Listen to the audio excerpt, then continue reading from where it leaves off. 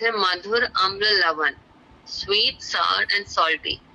इन रसों से युक्त आहार द्रव्य लेना चाहिए।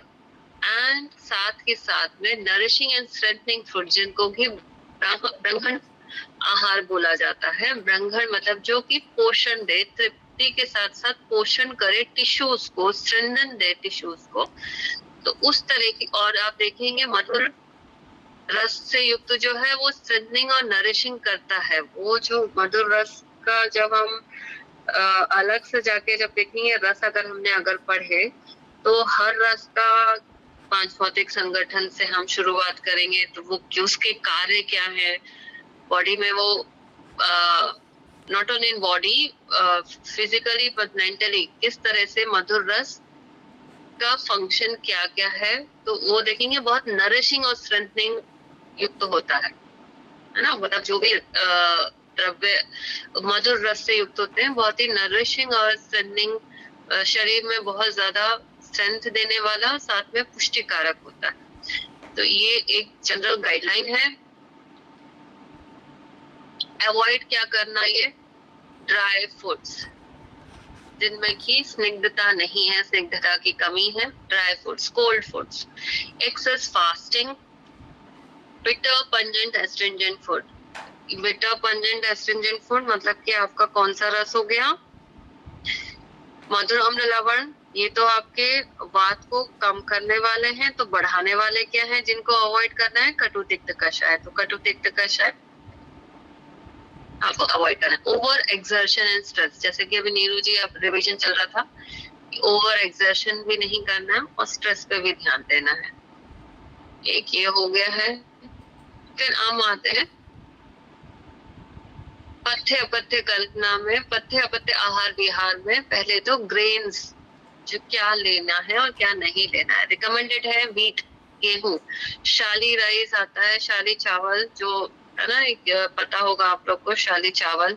षष्टिक राइस नहीं पता तो मैं आगे इसको एक्सप्लेन करूंगी। शाली राइस, षष्टिक राइस, लाल कलर का राइस होता है, और जो 60 दिन में पकने वाला होता है वो शाली राइस होता है। रागी, नाचनी, जिसको हम नॉर्मली महाराष्ट्र और इधर उसमें बोला जाता है नाचनी। अवॉइड क्या करना है, बार्ले, ज्वार, कोदो, मिलेट्स। आजकल मिलेट्स का बहुत है ट्रेंड चल रहा है। मिलेट्स अच्छे होते हैं, पर मिलेट्स क्या होते हैं, ड्राई इन नेचर होते हैं, बहुत रूखे होते हैं, रुक्ष होते हैं नेचर में। तो इसलिए ये वात का जब इम्बैलेंस होता है उनमें अवॉइड करना चाहिए। और अगर आप ले भी रहे हैं कभी कभार, अगर ले भी रहे हैं, इवन नॉर्मल इंसान, मतलब नॉर्मल जिसका वात बैलेंस भी है, अगर वो भी ले रहा है तब भी आप देखेंगे कि आपको उसमें ना थोड़ा घी या तेल उसमें डालना ही पड़ता है, करेक्ट, क्योंकि बहुत सूखे होते हैं ये। हाँ, तो ये अवॉइड करना है। और रिकमेंड जिसको लिखना है नोट डाउन कर लीजिए और स्क्रीनशॉट ले लीजिए, ठीक है। दालों में, पत्ते लेग्यूम्स, दालों में क्या करना है, रिकमेंडेड क्या है, माश, काला, काले उड़द, ग्रींगा, मुद्ग और कुलथ। कुलथ इज द बेस्ट। अवॉइड क्या करना है, मसूर दाल, चिकपीस, राजमाश करके जिसको हम शायद राजमा बोलते हैं, काउपी, जो ये सारे क्या है वात को बढ़ाने वाले हैं, ड्राई नेचर होते हैं, ये रुष्क होते हैं बहुत ज्यादा। नॉनवेज में भी है, नॉनवेज में भी आप यूज कर सकते हैं, पर क्योंकि आपको dry and preserve meat, preserve करके रखा जाता है, वो अवॉइड करना है। वेजिटेबल्स, ये बहुत इम्पोर्टेंट है, सब काफी लोग ये पूछते हैं ना, वेजिटेबल्स क्या लेना है। रिकमेंडेड में पहले वाला स्क्रीनशॉट नहीं लिया है। हाँ जी जी, ये रखिएगा। ओके, थैंक यू, ले लिया।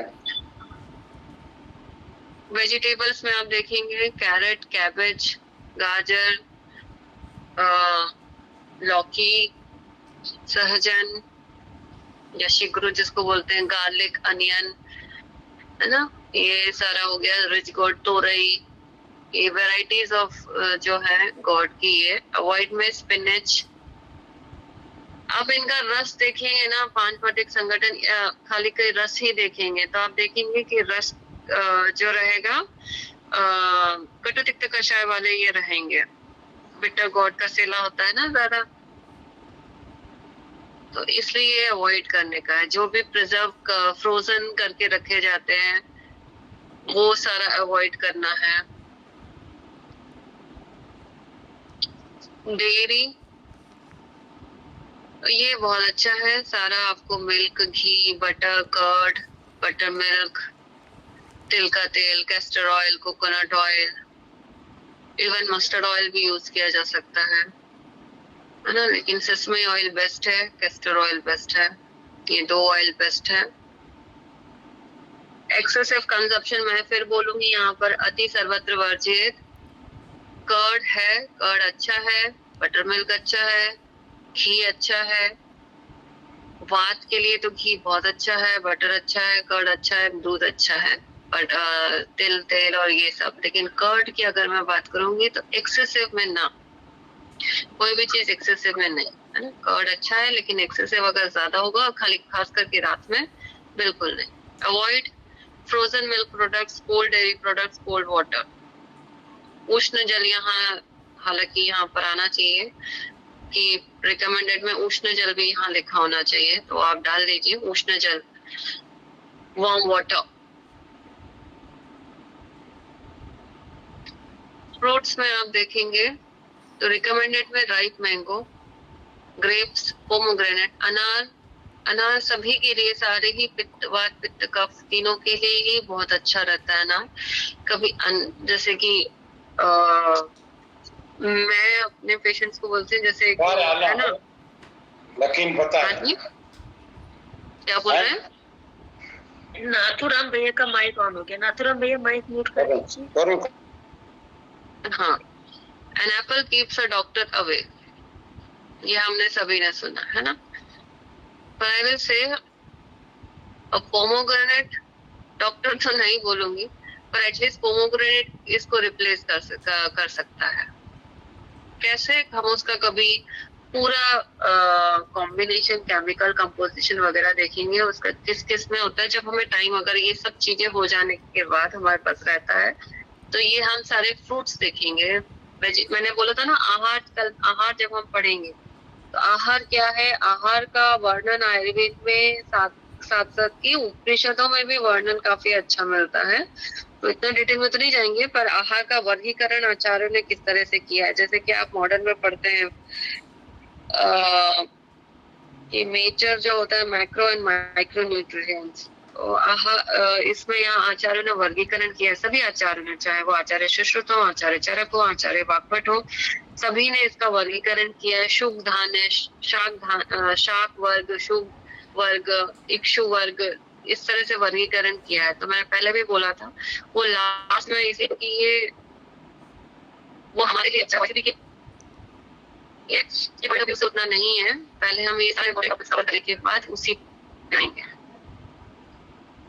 ठीक है। तो base pomegranate, banana, dates, jackfruit, कटहल, ऑरेंज, लीची, आंवला। नट्स में almond, cashews, pistachio, walnut, sesame seeds. Sesame seeds में भी खास करके काला, black seed is the best. Okay, यहाँ पर अवॉइड करने में आपका गुआवा, जामुन, वाटर चेस्टनट, मतलब कि आपका वाटर चेस्टनट, ये सिंगाड़ा, सिंघाड़ा, करेक्ट। हाँ हाँ, सिंघाड़ा हो गया। अनड्राइड फ्रूट्स, जो पके हुए फल नहीं है वो, रॉ मैंगो और सुपारी। ये जामुन क्यों मना किया ऋचा जी? आप उसका रस देखिएगा, रस देखिएगा आप उसका, आपको समझ में आ जाएगा। इसलिए जब आप अपनी बात हुई थी, मैंने आप पहले भी बोला था। ओके, चलिए फिर बात करेंगे। पथ्य विहार, हेल्दी लाइफस्टाइल, इसमें है वार्म वाटर बाथ, उष्ण जल से स्नान करना, अभ्यंग, पादाभ्यंग, फुट मसाज विद ऑयल यानी कि पादाभ्यंग, कर्ण पूर्णन, ईयर ऑयलिंग, स्वेदन, स्टीम थेरेपी, आतप सेवन यानी कि sun exposure, empowerment, comfortable bed, adequate night sleep, रात्रि जागरण बिल्कुल नहीं करना, इसी समय से सोना, moderate exercise and ब्रह्मचर्य. So मैं इसलिए बोलती हूँ व्यायाम, अति व्यायाम नहीं करना है. मॉडरेट एंड जेंटल योगा आप यहाँ कर सकते हैं.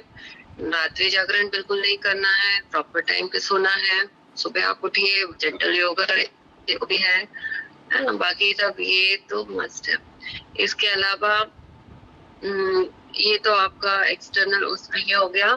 पर बाकी पंचकर्म थेरेपीज में आ जाएगा आपका बस्ती आता है, जो वैद्य के निरीक्षण में किया जाता है ना. और इसके अलावा शिरोभ्यंग अच्छा है.